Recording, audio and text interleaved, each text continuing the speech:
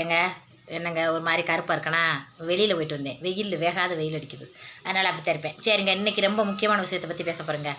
என்னெண்டா என் வீடியோவை சின்ன பிள்ளைலேருந்து பெரியவங்க வரைக்கும் பார்க்குறீங்க, சின்ன பிள்ளைங்க கூட பார்க்குதுகலாம்.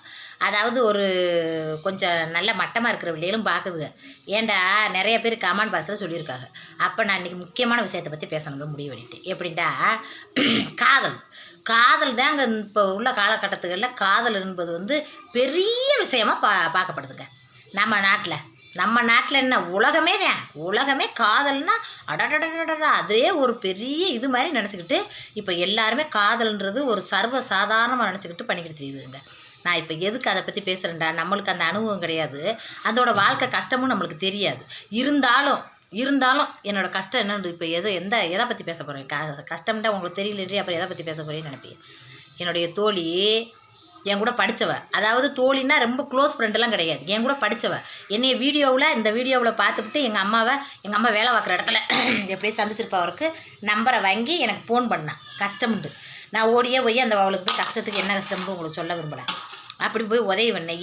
என்னடியாச்சு அப்படின்னு கேட்டால், அம்மா அத்தாலாம் என்னடியாச்சு அப்படின்னு கேட்டால் அவள் சொல்கிறா, காதலிச்சு கல்யாணம் முடிச்சுக்கிட்டேங்க்கா, அப்பா அத்தாட்ட இப்போதைக்கு போக முடியாத சூழ்நிலையில் நான் இருக்கேன், வேறு எங்கே போய் உதவி கேட்குறதுன்னு தெரியல. வெளியூருக்கு வேலைக்கு போனவர் சம்பளத்தை அனுப்பிவிடணும், இல்லாட்ட வீட்டுக்கு வரணும், எந்த ஒரு செய்தியுமே இல்லாமல் இருக்குது. ஃபோன் அடித்தா அது என்னது ரீசார்ஜ் பண்ணலைண்டா எப்படி சொல்லும், அது மாதிரி சொல்லுது. அக்கான்றது நான் வாய்மொழியில் சொல்கிறேன், என்ன உங்களோட படித்தவங்களை போய் அக்கான்னு சொன்னாங்கன்னு சொல்கிறேன்னு ஒருத்தவங்க கமெண்ட் பண்ணுறாங்க. அப்படிலாம் பேசாதீங்க, வாய்மொழியில் பேசுகிறப்ப அக்கா அப்படி தானே பேசுவோம், அந்த மாதிரி பேச்சில் வந்துடுது அப்படின்னு சொன்னான். அப்படின்னு கஷ்டம்னு புலம்புனா. சரி புலம்பாதிரி, ஒரு நாளைக்கு நான் வரேன், எங்கள் வீட்டுக்கு நீ வந்தேன்னா எங்கள் வீட்டுக்காரால் அதை விட துள்ளுவார். காதலிச்சு கல்யாணம் முடிச்சிச்சா அதோட உனக்கு என்ன பழக்கம் அப்படின்னு சொல்லிட்டு இருந்தாலும் பேசுவார். என்னம்மா காதலிச்சு கல்யாணம் முடிச்ச அப்புறம் பெரிய குத்தம் செஞ்சவண்டு, அதனால் நீ இருடி நான் வாரேன் ஒரு நாளைக்கு உன் வீட்டுக்குன்னு நான் சொல்லியிருந்தேன். திடுதும்முண்டு அடுதடியாக போன் அடிச்சு, இந்த மாதிரி எனக்கு ஒரு நிலைமை ஆகிப்போச்சுக்கா, நான் பஸ் ஸ்டாண்டில் நின்றுக்கிட்டு இருக்கேன்க்கா, என்ன செய்யறதுனே தெரியலடின்ட்டு ஒரே கவலைப்பட்டான். அதோட காசு வேணாம் என் புருஷன்ட்ட கேட்டேன், என் புருஷன் அப்படிலாம் யாருக்கும் தெரியாதவங்களுக்கு நான் உதவி பண்ண முடியாது, வேலையை பரட்டிக்கிட்டார். அப்புறம் ஓடியே போய் இதில் உன்கிட்ட இருந்தால் கூட நான் ஒன்றும் சொல்லலைன்றார். என்கிட்ட எந்த காசு இருக்குது. அப்புறமா அந்த அது என்னது ஆதார் கார்டு நம்மளுக்கு மாதம் 1000 ரூபா இருதுலங்க, அந்த பணத்தை ஆதார் கார்டில் போட்டு எடுத்து கொடுத்துட்டு ஓடி வரேன். காதல் பண்ணி கல்யாணம் முடிக்கிற பயவில்லை எல்லாத்துக்கும் சொல்கிறேன், நல்லா கேட்டுக்க. கல்யாணம்ன்றது காதல்ன்றது என்ன, நீனா பார்த்து ஒரு மாப்பிள்ளையை பார்த்து கல்யாணம் முடிச்சுக்கிறதுக்கு பேர் காதல். உங்கள் ஆத்தாப்பாவா பார்த்து கல்யாணத்தை முடித்து உடனே நல்லபடியாக சீர்சனத்தையோடு அனுப்பி விடுறதுக்கு பேர் கல்யாணம். ஏன் அதையே பண்ணிக்கிட்டால் என்ன வயவலையில உங்களுக்கு என்ன அம்புட்டு அவசரம்? கொஞ்ச நாளைக்கு அதாவது அந்த வயசை கடந்து போயிட்டேன்டா அப்புறம் அக்கா மாதிரி தான் நீங்களும் பேச ஆரம்பிச்சுவீங்க. ஆத்தாடி வாழ்க்கையில் எப்படி கஷ்டப்பட முடியும், ஏக்கா அப்போ ஆத்தாவும் பார்த்து கட்டி வைக்கிற கல்யாணத்தில் மட்டும் மாப்பிள்ளை நல்லாவா இருக்கேன், அவனு தானே சித்திரவதை எத்தனையோ பேர் இருக்கேன் அப்படின்னு நீங்கள் பேசலாம். அப்படி சித்திரவதை கஷ்டப்படுத்துறவன் இருந்தாலுமே கை கொடுத்து தூக்கி நம்மளுக்கு தாங்கி நிற்க நான் இருக்கத்தே, கவலைப்படாதே, அம்மா இருக்குது, அண்ணன் இருக்குது, இவை இல்லாட்ட இன்னொரு மாப்பிள்ளையை பார்த்து கூட கல்யாணம் முடிச்சு வச்சுருவோம், என்ன தேவை வரட்டும் நம்ம பார்த்துக்குருவோம் அப்படின்னு தோல் கொடுத்து நிற்க நம்ம உறவுக இருக்குமுங்க. நம்ம உறவுக இருக்குது, நம்ம ஆத்தா மண்ணே, நம்ம சின்னத்த மக்கா பெரியத்த மக்கண்டு அம்புட்டு பேர் நம்மளோட சொந்த வந்த நம்மளோட சேர்ந்து இருக்கிறதுனால புருஷன் நம்மளை கஷ்டப்படுத்தினா கூட அந்த கஷ்டம் பெருசாக தெரியாது. வயவில்லையில நீ ஏன் கூட்டிக்கிட்டு இழுத்துக்கிட்டு ஓடியே போய் கல்யாணம் முடிச்சின்னு வச்சுக்க, நாளைக்கு எல்லாமே கஷ்டமாக தெரியுங்க. எல்லாம் ஒரு நல்லது கிட்டத்தில் போய் கலந்துக்கிற முடியாது, ஒரு கல்யாணம் காட்சின்னு எதுக்கு நீ போக முடியாது, சொந்த வந்தத்தை எங்கனையும் பார்க்க முடியாது. அதுவும் போக அவன் தான் கெதின்னு நீ போயிடுவியா, அவன் மூளையில் தோணிடும். நம்மளை விட்டு அவளுக்கு போக்கடமே இல்லை, இவளை அடித்தாலும் நம்ம தான், பிடிச்சாலும் கட்டி பிடிச்சி கொஞ்ச நாள் நம்ம தான், ஓட விரட்டி அடித்தாலும் நம்ம தான் அப்படின்ற எண்ணமும் அவனுக்கு ஆம்பளைக்கு உண்டாயிரும். கொஞ்சம் பொறுமையாக இருந்து காதல் பண்ணுற வயவிலேயே பிடிச்சிருந்துருந்தாலுமே நீ ஒரு வேளை உனக்கு ரொம்ப பிடிச்சி போச்சு அவனாண்டாலுமே வீட்டில் சொல்லி இப்படி நான் அவனை விரும்புகிறேன்ப்பா, என்னை கல்யாணம் முடிச்சு வைக்க முடியுமான்னு கேட்கணும். முடியாதுன்னு சொல்லிட்டா போயிட்டு வாப்பான்ட்டு பேசாண்டு ஆத்தாப்போ பார்க்குற மாப்பிள்ளையில் பார்த்து கல்யாணம் முடிச்சுக்குங்க. இப்படிலாம் ஓடாது வயவிலையில. அந்த பிள்ளை பாவம் அழுகுது, மாஞ்சு அழுகுது. மிச்ச கதையை சொல்ல விரும்பலை, என்னென்னமோ பண்ணுறானா, வெளியில் சொல்ல முடியலையா, யார்கிட்ட சொல்கிறதுன்னே தெரியலையா. அக்கம் பக்கத்தில் சொன்னால் அசிங்கம், கூட பிறந்தவ இப்போ ஆத்தா அப்போ யாரும் பேசுகிறாங்கல்ல, நான் யார்கிட்ட சொல்கிறதுக்கான அழுகுது. இங்கே வாழ்க்கையில் காதலிச்சவனே கையை பிடிச்சோம், அதுதான் பெரிய வந்து சாதனை அப்படின்னு நீ நினச்சேன்னா நீ முட்டாச்சிருக்கி. நான் சொல்கிறத கேளு. அதுக்கப்புறம் வாழ்கிற வாழ்க்கை தான் பெரிய விஷயமே. அந்த சின்ன வயசில் நீ காதல் பண்ணுறது, அங்கே வருது இங்கே வருது, பேக்க போடுறது, புதுசு புதுசாக குப்பி வாங்கி மாட்டுறது, புதுசு புதுசாக செயின் வாங்கி போடுறது, இதெல்லாம் சாதாரணம். வாழ்க்கையில் பெரிய கட்டம்ண்டாவே நீ கல்யாணம் முடிச்சு ஒருத்தனோட குடும்பம் நடத்திக்கிட்டு இருக்கவாரு, அதுதான் அந்த வாழ்க்கையை கடந்து போகிறதே பெரிய விஷயம். அதுதான் பெரிய ஆழமான குழி. அந்த குழிக்குள்ளே உள்ளே விழுந்து முங்கி சாக போகிறோமா, வெளியே தத்தளிச்சு பிழைச்சி வரமான்றதே முக்கியம். அதனால ரொம்ப கவனமாக இருங்கத்தே. குமரி பிள்ளையில் இருக்கிறவில்லையே வேணாமத்தே, காதலுக்கு இதில் பண்ணேன்டா வீட்டுகளில் எப்படி காதலில் உங்கள் காதலில் 1 லிட்டர் மண்ணெண்ணெய் ஊற்றிடல, பெட்ரோலை ஊற்றி தான் கொளுத்தணும் தெரியுமா? இப்போ உள்ள பயவிலையே ரொம்ப மோசம் பண்ணுறீங்க. நான் நீங்கள் கமெண்ட் பாக்ஸில் திட்டுனா கூட பரவாயில்ல. பெரிய பிமைனுங்க கூட அப்பனோட பிறந்த பெரிய பொம்மையனை லவ் பண்ணுதுங்க ஒரு பைபிளில். எப்படிங்க கட்டி வைக்க முடியும் சொல்லுங்க? அந்த பைபிளெல்லாம் என்ன பண்ணுறது? அப்புறம் அங்கே நடக்குது போல இங்கே நடக்குது போல ஆணவ கொலை பண்ணிவிட்டாங்க அப்படின்னா எப்படிங்க?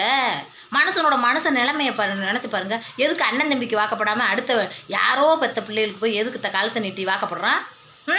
எதுக்கு நம்ம வீட்லேயே அண்ணன் தம்பி பெற்று இருக்காங்களே அவங்களே கல்யாணம் முடிச்சுக்கிற வேண்டியது தானே? எதுக்கு வயலில் அப்படி முடிக்கிறாங்க? நம்ம நாட்டுக்குன்னு ஒரு பண்பாடு இருக்குல்லங்க. அப்பாவும் கூட பிறந்துட்டா 2மே ஒன்று தானே, ஒரு தாய் பிள்ளையே தானே. அப்பனோட கூட பிறந்த பெரிய பொம்மையனை போய் லவ் பண்ணுறேன்டா. சரி, அந்த பைப்பில் லவ் பண்ணிச்சுன்னா அந்த ஆம்பளை பைப்பிலுக்கு அறிவுனா, ஏய் தங்கச்சிம்மா நீனு என்னம்மா பேசுகிறேன்ட்டு 2 பைப்பிலையும் லவ் பண்ணுதான். விரட்டி அப்புறம் அந்த பைப்பில் என்ன செய்யுது? வெளுக்கத்தான் செய்யணும். இப்படி அவனுக்கு எடுத்துருவாங்க. இதுக்கு பேர் காதலை வயவிலையில். அப்படிலாம் பண்ணாதியத்தே. நான் சொல்கிறத கேளுங்க. அக்கா சொல்கிறத. அக்காலாம் கடந்து வந்த வாழ்க்கையில் இந்த அளவுக்கு காதல்ன்றது ரொம்ப இல்லை. காதல்னு வாயிலிருந்து வந்தாவே ஆத்தாப்போ அடிச்சு அவ்வளோதான் சித்திரவதை ரொம்ப கடுமையான தண்டனை கொடுத்தாங்க.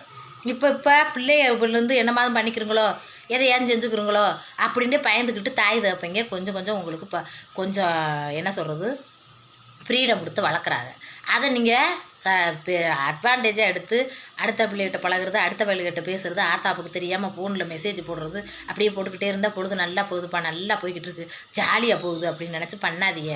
பின்னாடி காலத்தில் உங்களுக்கு ரொம்ப பிரச்சனையை உண்டாக்கும். உங்களுக்கு மட்டும் இல்லை, உங்களோட அது முடிகிறதே கிடையாது. உங்கள் ஆத்தாப்பு அண்ணன் தம்பி அம்புடு பேத்துக்கு பிரச்சனையை உண்டாக்கிடும். இப்போ பார்த்துக்கிட்டு இருக்கீல்ல என்னென்ன பிரச்சனை ஆகிக்கிட்டு இருக்கு மனுஷனுக்கு. அந்த மாதிரி பல பிரச்சனை உண்டாகும். அந்த மாதிரி பிரச்சனைகளை நான் பேச மாட்டேன். பேசுகிறதுக்கு நம்மளுக்கு தெரியாது. அடுத்த ஒருத்தர் பிரச்சனையும் பேசக்கூடாது. இருந்தாலும் உள்ள நிலவரத்தை சொல்கிறேன். என் தோழி இன்றைக்கி சொல்லி அழுததுனால இந்த வீடியோவை நான் பதிவு பண்ணுறேன். இப்படிலாம் இருக்குங்களேன்னு என்னோடய வீடியோக்களை ஏக்கா என் மக பார்க்குதுக்கா, 10 வயசு பையன் என் மயம் பார்க்குறேன்க்கா, நீங்கள் பேச்சு பார்த்துக்கிட்டு சிரிக்கிறேன்க்கா என் மயம்லாம் அப்படின்னு நிறைய கமெண்ட் பண்ணதுனால பரவாயில்லையே, சின்ன பிள்ளைகள் நம்ம வீடியோவில் பார்க்குதுங்களா, பரவாயில்லையத்தா. அப்போ நம்ம சொல்லுவோம், நம்ம தோழி நம்மளோட படித்தவளுக்கு தான் வாழ்க்கையில் எப்படி நடக்குதுன்ட்டு விவரத்தை எடுத்து சொன்னோம்னா மற்றவளையை அதை திருந்திக்கிட்டு இதாத்தே சொல்கிறேன். யாரும் காதல் பண்ணுற வயவிலையே காதல் பண்ணுறேன்னா உனக்கு பிடிச்சிருந்துச்சுன்னா ஆத்தாப்பட்ட பர்மிஷனை கேளு, வேணாமுட்டாகண்டா விட்டுரு. ஏதோ ஒரு காரணத்துக்காக வேணான்னு சொல்கிறான்னு விட்டுருங்கத்தே. ஆமாம், நம்ம நினச்சதை சாதிச்சு விட்டோம் அப்படின்ட்டு அன்னைக்கு ஒரு நாள் 10 நாளையில் முடிஞ்சு ஒரு காரியம் இல்லை. வாழ்க்கை பூரா நம்ம கட்டையில் போகும் வரைக்கும் வாழ வேண்டிய காலம். அதனால் பொறுமையாக இருங்க. எல்லா இடத்துலையும் வந்து நம்மளுக்கு தலையில் விதிச்ச அப்படின்றத விட தலையெடுத்த மதியை கொண்டு மாற்றிடலாம். நம்ம மதியை வந்து நல்ல மதியாக யோசனை பண்ணி நம்ம ஆத்தாப்பு சொல்கிறவங்களை கெட்டிக்கிட்டோம்டா அவங்க நாளைக்கு லாபமோ நஷ்டமோ வந்து நிற்பாங்க. புருஷன் நம்மளை அடித்தா டே எதுக்கடா என் பிள்ளை அடிக்கிறேன், நாங்கள் இருக்கோம்டா பிள்ளைக்கு அப்படின்னு வந்து பேசுவாங்க. நம்ம அண்ணன் தம்பி வந்து பேசுவேன், ஆத்தாடி நம்ம மச்சின்னு இருக்கேன் நம்மளை அடிச்சு பிடிவான்ப்பா, நல்லா வச்சுக்கிறேன் இவ்வளோன்னு வச்சுக்கிருவேன். ஆம்பளை நீ கட்டிக்கிட்டு இழுத்துக்கிட்டு ஓடி போயிட்டேன்னு வச்சுக்க, ஒன்றுமே கொண்டு வராமல் சும்மா வந்தவ வெறுமனை வந்தவ அப்படின்னு மாமனார் வீட்டில் புருஷ வீட்டில் ஏற்றுக்கிட்டாலுமே அப்படி பல பிரச்சனை இருக்குது. இப்போ அவள்லாம் மாமா வீட்டுக்கும் ஏற்றுக்கிறல, அம்மா வீட்டுக்கு ஏற்றுக்கிறல, தனியாக வந்து குடும்பம் நடத்தி ஒரு இடத்துல வீடை வாடகை பிடிச்சி வச்சுப்புட்டு அவன் பாட்டுக்கு வேலைக்கு போயிட்டேன். வேலைக்கு போனவங்க ஃபோனில் கூட ரீசார்ஜ் பண்ணாமல் இருக்கேன். அப்போ என்னத்தை சம்பாரிச்சுக்கிட்டு இருக்கேன், அவன் எங்கே இருக்கேன்டே தெரியலை. அவள் ஒருத்த பிள்ளையும் கையில் வச்சுக்கிட்டு பிள்ளை வேலைக்கும் போக முடியாமல் நான் என்ன பண்ணுவேன்னு தவிச்சு போய் நிற்கிறான்.